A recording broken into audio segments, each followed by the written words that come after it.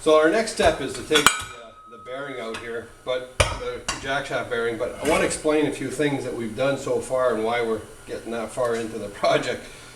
As I had mentioned, I had managed to get one of these pins out the hard way. And what is the hard way? Well, drilling these things out is a real challenge because you have the shaft. But these drill bits with a 1/4 inch hex shaft on them, which I thought were totally useless drill bits until today, I guess, but are the trick. So, you know, these with an extension allows you to drill straight into these pins.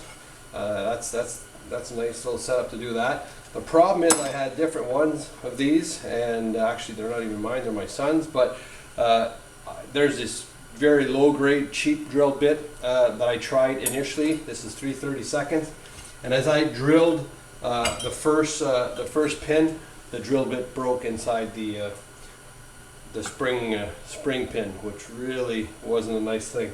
So I was kind of screwed and foobarred there, so I punched at it. I tried to work it out, tried to use another drill bit. I finally gave up. I had to start working the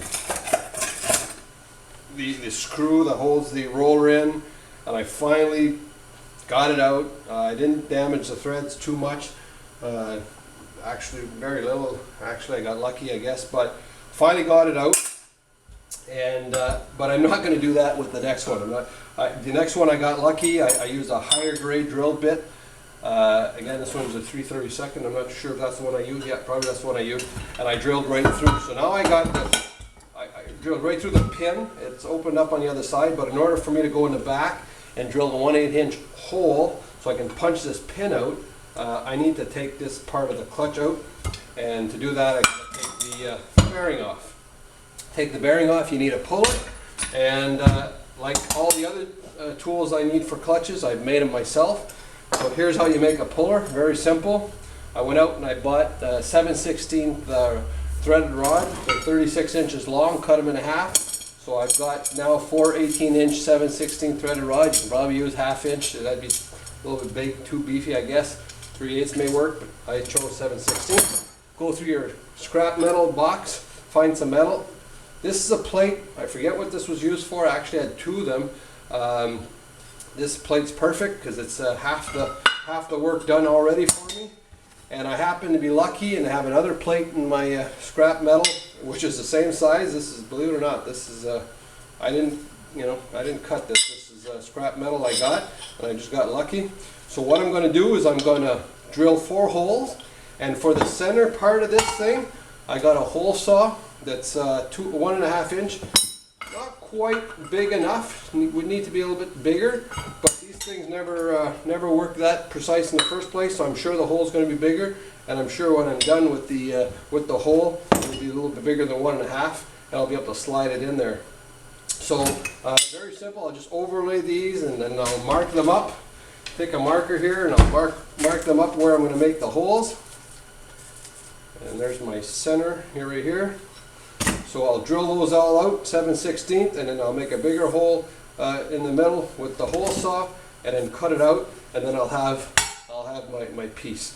And you could do like many and measure twice and cut once, or you can do like me and wing it and hope for the best, and that's what we're going to do. All right, I'm done. This will, basically slide over here.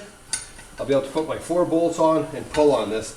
This will not go down in history as the finest piece of work I've done. It's crooked, but my grinding abilities were not that great, but it doesn't really matter. It's not here to look good, it's here to do the job. So now with this and my 4 bolts, I should be able to pull that bearing. So let me put that together. So here's the setup. Again, I lucked out with this plate. I put a bolt just in the middle of the plate just because it sits inside the shaft. On the TRE, not TRE, but the Rev XPs, you'd have the spline for the gear. You probably wouldn't need this, or you need a bigger hole for it to have a centering position on the shaft. But I just put that bolt. I got my threaded rods. I'm against the bearing, and now all I'm going to do is I'm going to start tightening these nuts slowly. And what I'll do is basically a 1/4 turn per, and just keep on tightening them up slowly And the objective here is basically to keep on giving equal pressure on the bearing so it eventually slides out. So that's all we're going to do. We're just going to keep on tightening these things, and the bearing should start coming out slowly.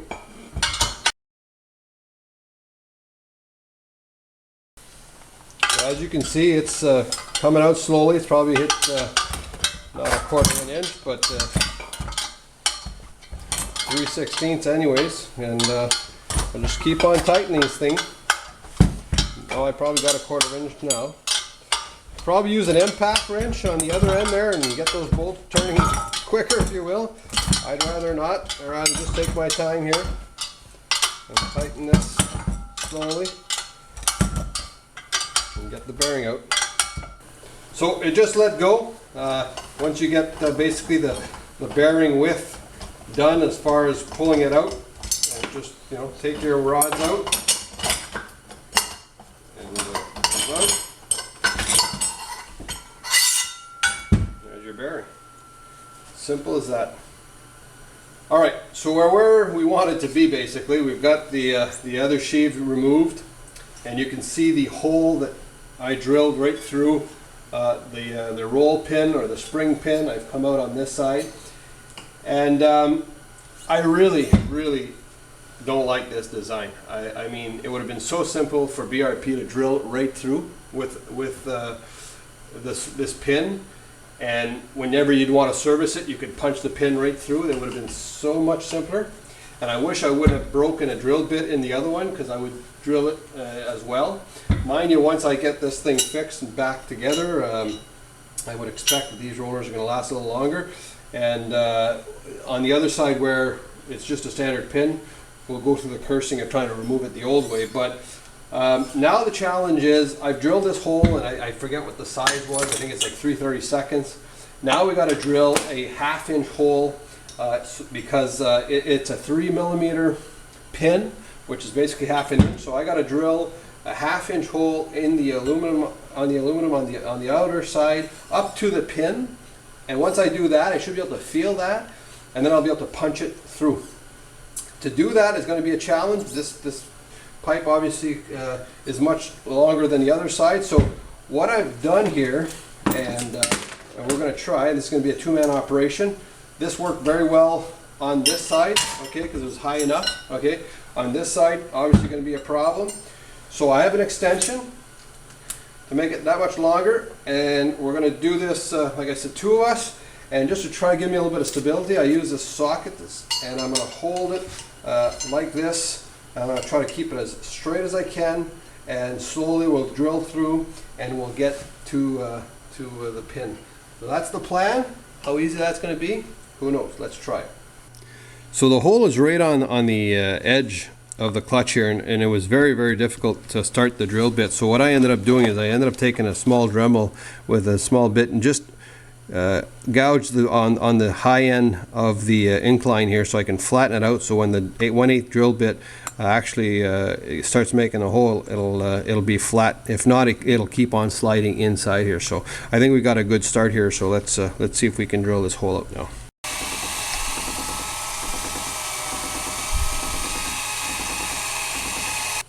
All right, we just stopped drilling here. We definitely have gotten down quite a bit. I'm expecting we're pretty close to that pin, so let me see if I can tap it out here. All right, I got a punch here. It's not an 1/8 inch punch, but let's just tap and see what we get here. All right, so we drilled it with this long contraption, and I used a 1/2 inch socket. That's I don't know what it is, a 13 mil as a guide, okay. And you drill the aluminum until it's a 1/8 inch hole, so until it starts hitting the pin, you'll feel it. You'll feel it in the mandrel of the drill that it's starting to hit the metal. My punch wasn't long enough to punch it through, and it's not even a 1/2 inch punch. But what I've done is I've taken a 1/2 inch, not a 1/2 inch, but an 1/8 inch drill bit, and I put it in the hole, and I've been tapping with the hammer here. And if I look underneath now, that pin's starting to come out. So bingo. So what I'm going to do now is I'm going to take this drill bit out, flip the clutch, and see if we can pull the spring pin out. So let me pull this out here. And you can see here my beat up pin. Whoops, I'm missing the camera completely here. My beat up pin is coming out. So we're going to put this on the bench and see if we can just grab it with pliers and pull it out now. All right, you can see it right now. It's sticking out about 1/4 of an inch. And I'll just grab these needle nose here and see if I can pull it out. If I can't, then we'll just keep on punching it through the back end. And it sure looks like I'll be punching it through the back end here. There it is. And you can see here, that's interesting. You can see where when we were drilling, we started drilling inside the pin. So finally got it out, and this has been a pain, a very big pain, but the key here is to, I think, to drill them out. I think if you're gonna do one of these and you don't have the luck of spinning the pin out with your drill bit, which we did not have any luck whatsoever, if it's seized in there, don't sweat it, take it all apart, take your time, drill it out, and then you're done. Ever after that, if you have to change your rollers, you can just simply punch your pins out, and you're not going to be cursing like we've been doing in the last, I don't know how many hours we put in this clutch. So now let's take the rollers out.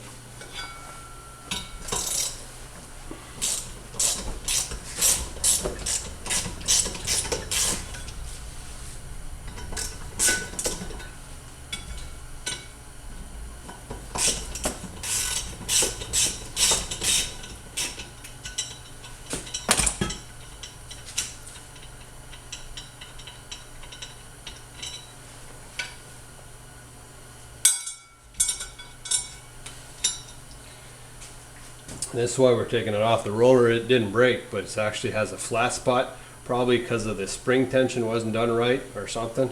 But that's why we're actually changing this, is we need to change the roller.